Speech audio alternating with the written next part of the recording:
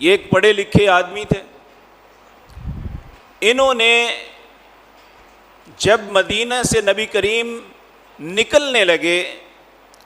انہوں نے ایک بات کا اعلان کیا، کہنے لگے کہ میں نبی کریم صلی اللہ علیہ وسلم کے ساتھ رہوں گا،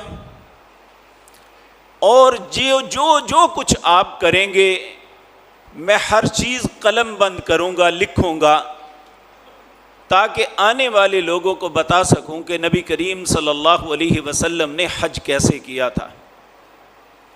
اللہ رب العزت حضرت جابر بن عبداللہ کی قبر کو نور سے بھر دے.